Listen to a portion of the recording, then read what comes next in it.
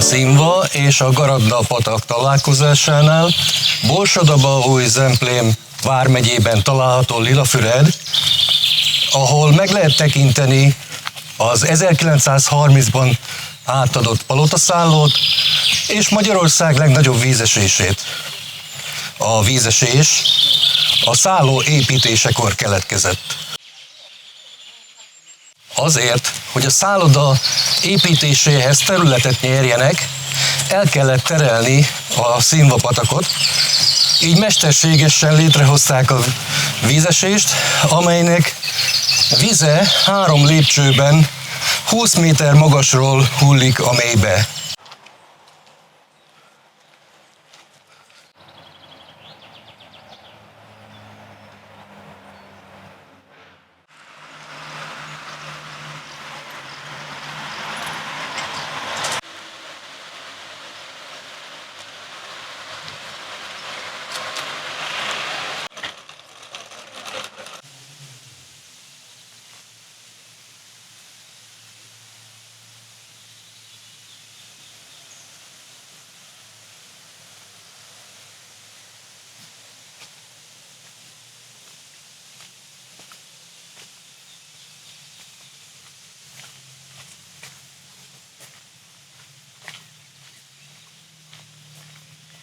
A palotaszálló egy meredek emelkedő tetején épült.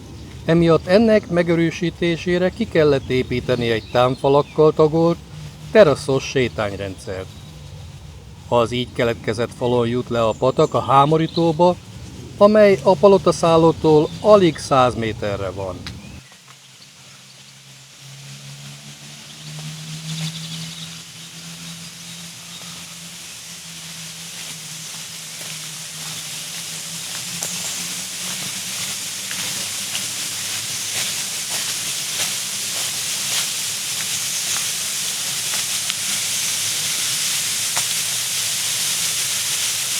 Egyébként ezt a költők kertjének is hívják. József Attila szobra is itt található.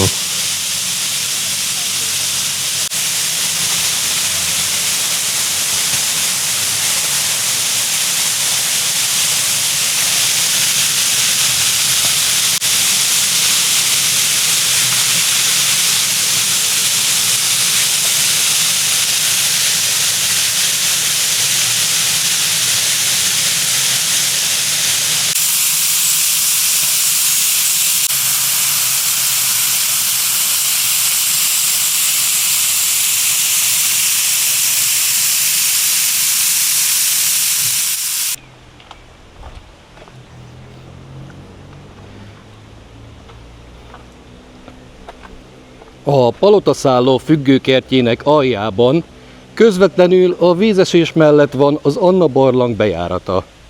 A Méztufa barlangot 1833-ban fedezték fel. Érdekessége, hogy a víz nem kiválta a barlangot, hanem a patak által kioldott mész fokozatosan rakodott le a barlang falára.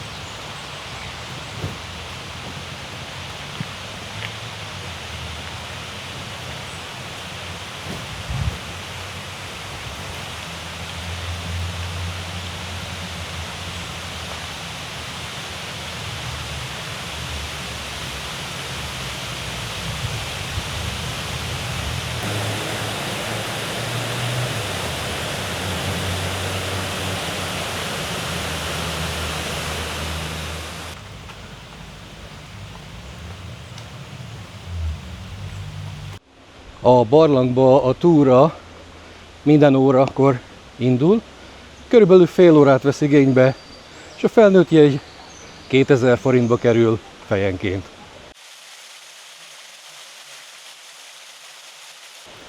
Az Anna barlang neve eredetileg forrásbarlang volt, és csak akkor változtatták meg, amikor a megnyitó alkalmából az első női látogató lépett be a barlangba, akinek a neve Anna volt.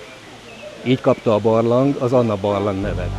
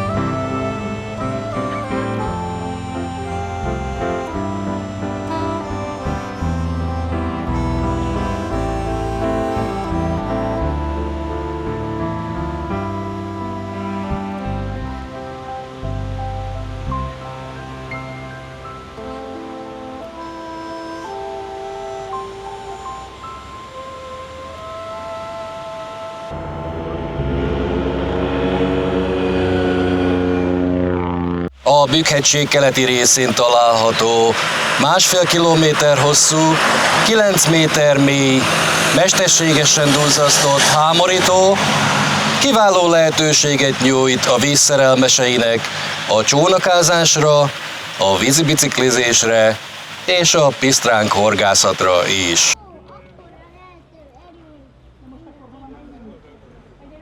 És ha Lillaföldön jársz, biztos, hogy látni fogod az erdei kisvasutat, amely eredetileg a Bükkben kitermelt faáru és a diósgyőri szénbánya szenének szállítására szolgált. Ma már viszont csak turistákat szállít, Miskolc és Garadna között.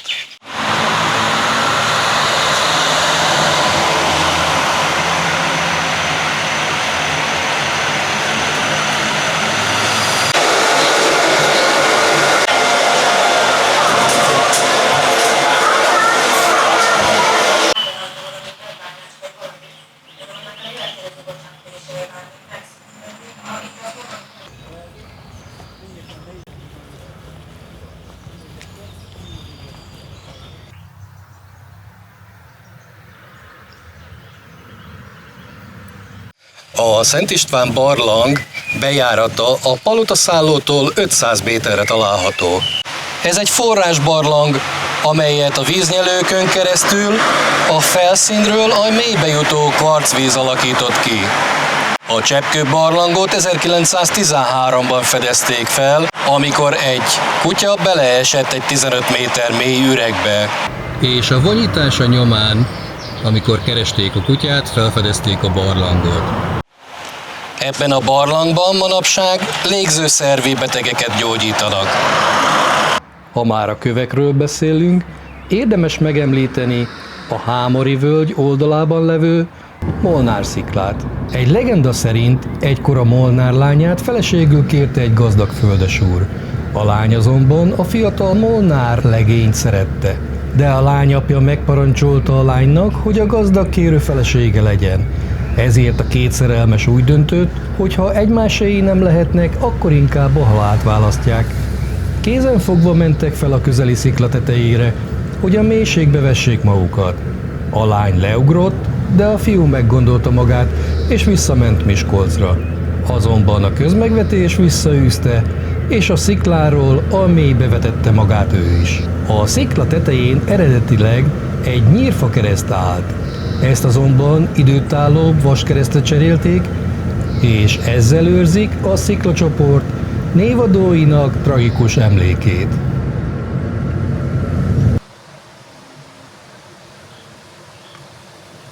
És ha már Lilafüleden járunk, ne hagyjuk ki a helyi pisztráng telepet, ahol a sebes folyású pisztrángot tenyésztik, és a halakat meg is lehet kóstolni.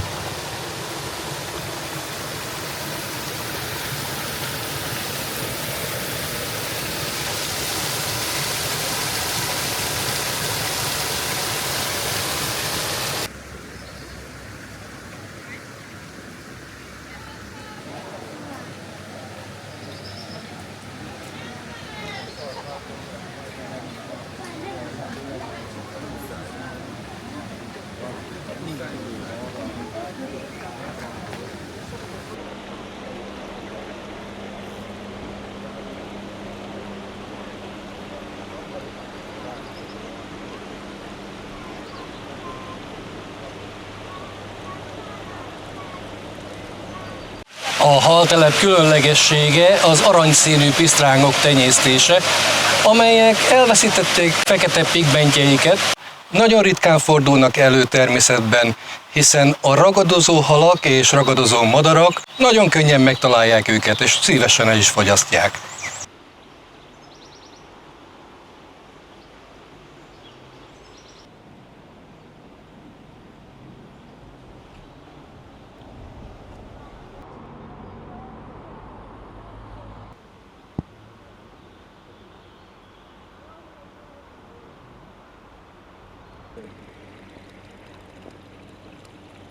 Most éppen csak 400 méterre vagyunk a teleptől, ahol egy új éttermet nyitottak, de az étteremben azokat a halakat szolgálják fel, amiket a pisztráng telepről idehoznak. Jó étvágyat!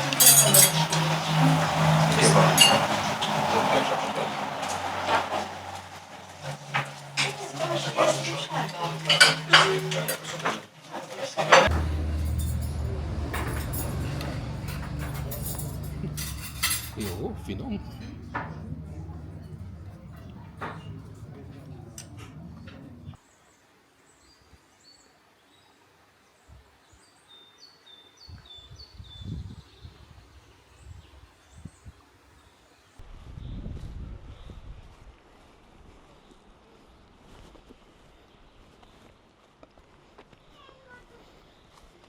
Érdemes megtekinteni a fazolakohót, amely egy ős műhely és ős kohó. Lilafüredtől körülbelül 4 kilométerre található a Hámori-tó mellett.